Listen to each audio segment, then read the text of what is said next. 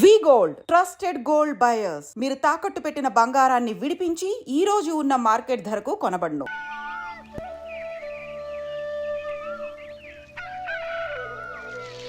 ఒరే పిల్లలు లేవంట్రా, పొద్దెక్కింది. స్కూల్కి వెళ్ళరా.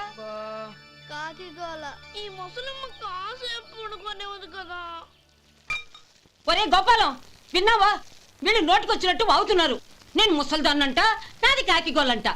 అబ్బా, ఇప్పుడు వాళ్ళు ఏమన్నారే? నువ్వు ముసల్దానివి కాదా? నాకే నువ్వు నానమ్మవి, వాళ్ళు పసిపిల్లలు. ఒరే, మీ అన్నదమ్ములంతా కలిసి నన్ను చాలా ఇన్సల్టింగ్ చేస్తున్నారు.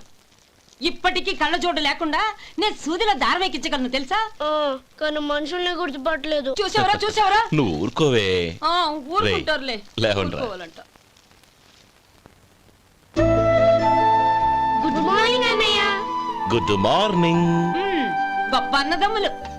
ఈయనగారి ముఖం చూస్తే గాని వాళ్ళు లేవరు, వాళ్ళు లేచేదాకా ఈయనగారు లేపరు. రేయ్, ఈ రోజు నుంచి మీరు వేపులతో పళ్ళు తోముకునే అవసరం లేదు. మరి బొగ్గో కచ్చికితో తోముకోవాలా? కాదు నానమ్మా, బ్రష్ పేస్తో. రేయ్, ఈ బ్రష్ నీకు, ఇది నీకు, ఇది నీకు. లెండెన్ లెండెన్ వెళ్ళి మొహాలు కడుకుందాం. ఒరే గోపాల, ఏమిటి నానమ్మా? ఆ పేస్ట్ బ్రష్ ఎంతరా? 20 రూపాయలే నానమ్మా. ఎందుకురా ఎందుకురా నువ్వు కష్టపడి సంపాదించిన డబ్బులంతా ఇలా తగలేస్తావు? ఏ వేపుల్లలతో తోముకుంటే పళ్ళ రిగిపోతాయా? చిన్న పిల్లలు కదా నానమ్మా. అయినా నేను సంపాదించేది ఎవరి కోసం? నా తమ్ముడు కోసమే కదా. చూడరా, నా బ్రష్ ఎంత నొరగొస్తుందో. ఏం కాదు, నా బ్రష్ ఎక్కువ నొరగొస్తుంది. కావాలంటే చూసుకో.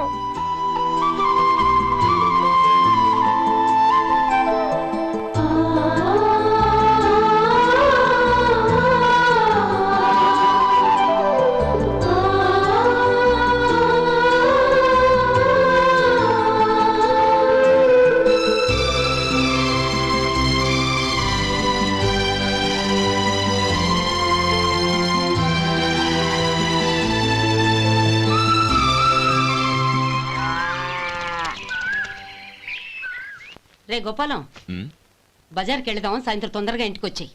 రేపు వెళ్దాం నానమ్మా. సాయంత్రం నాకు ముఖ్యమైన పని ఉంది. నాకు తెలియనంత ముఖ్యమైన పని ఏముందబ్బా వీడికి? అరే చెప్పడం మర్చిపోయాను, ఇంట్లో బియ్యం నిండుకున్నాయిరా. ఈ పూటకున్నాయిగా, సాయంకాలం వచ్చేప్పుడు తెస్తాను. అలాగే. సరే, చిన్నాళ్ళిద్దరు టైంకి స్కూల్కి వెళ్ళారా? వెళ్ళారు. ఆ గోపిగడికి స్కూల్ దూరం అయిందంట్రా. రోజు నడవలేకపోతున్నాను, కాళ్ళు లాగుతున్నాయి అంటున్నాడు. వాడికి సైకిల్ కావాలంట్రా. వాడు వెళ్ళి ఎంతసేపు అయింది? ఇప్పుడే. రే, ఎక్కడికి? కాఫీ తాగి వెళ్ళరా. రే తమ్ముడు, రే గోపే, ఆగు. ఏంటన్నయ్య? స్కూల్ బాగా దూరం అయిందిరా. అవునన్నయ్య. కాళ్ళు అవుతున్నాయా? పర్లేదన్నయ్య. సరే, ఓ పంచే, నా భుజాల మీద కూర్చో, నేను తీసుకెళ్తాను. అబే వద్దన్నయ్య, ఎవరైనా చూస్తే బాగోదు. ఏంట్రా బాగోదు? నా తమ్ముడిని నేను మోస్తే ఎవరికి రా ఇబ్బంది? దా కూర్చో, దా కాలు పెట్టు. జాతరాడా?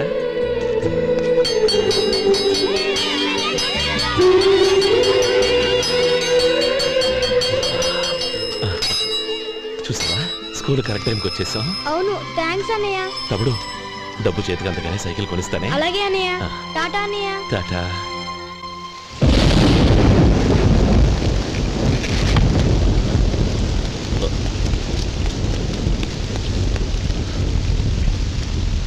నానమ్మా, చూడరా, ఇల్లంతా కారుతోంది. కప్పించమంటే అదిగో ఇదిగో అన్నావు. ఇప్పుడు అర్ధంతరగా ఈ వర్షం పట్టుకుంది. పిల్లలు ఎక్కడ పడుకుంటారో ఏంటో నాకేం అర్థం కావటం లేదు.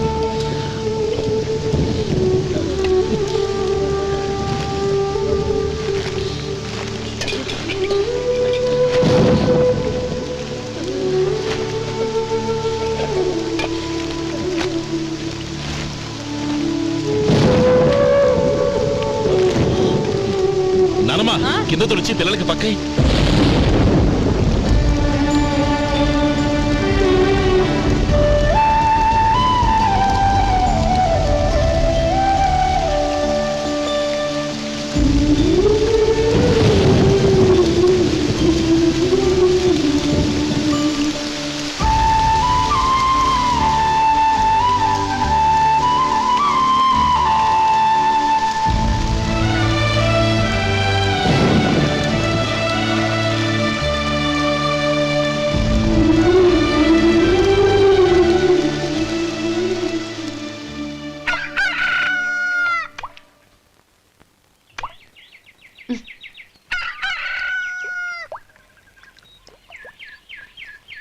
ఒరే గోపాలం, తెల్లవారులు ఇలాగే ఉన్నావా?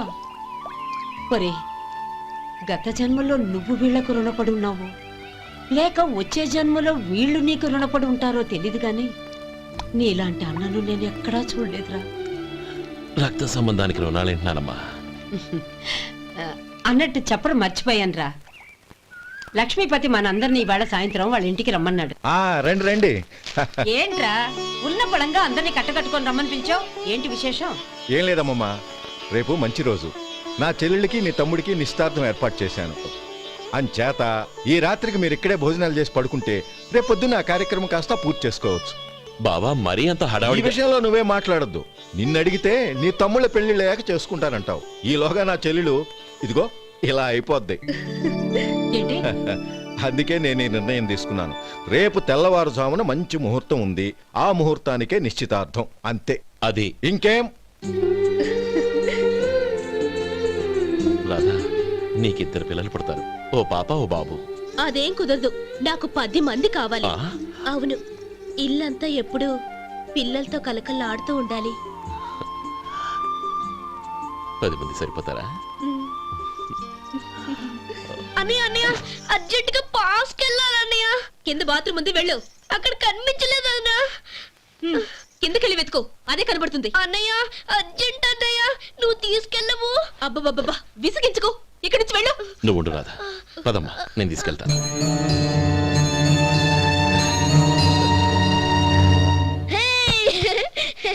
ఎంత మెత్తగా ఉందో, చాలా బాగుంది. భలే బాగుంది అన్నయ్య. హాయ్.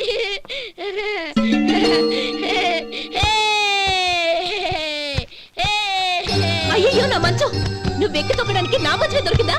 దిక్కెందుకి? అయ్యో నా పౌడర్. ఏయ్, నువ్వు మనిషివా దున్నపోతువా? ఏయ్, నాదు మీద దూకుంటున్నావా?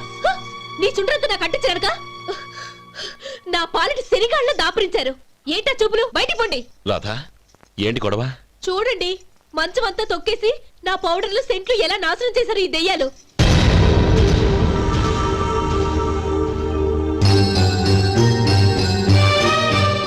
తమ్ముళ్ళు రండి, బయటికి వెళ్ళి ఆడుకుందరు గాని.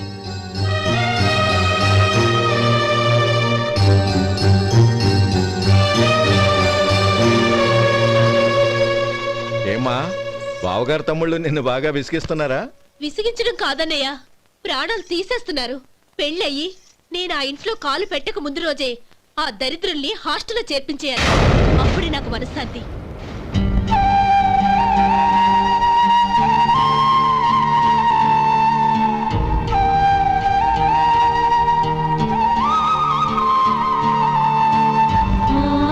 పెళ్ళయి నేను ఆ ఇంట్లో కాలు పెట్టక ముందు రోజే ఆ దరిద్రుల్ని హాస్టల్లో చేర్పించేయాలి. అప్పుడే నాకు మనశ్శాంతి.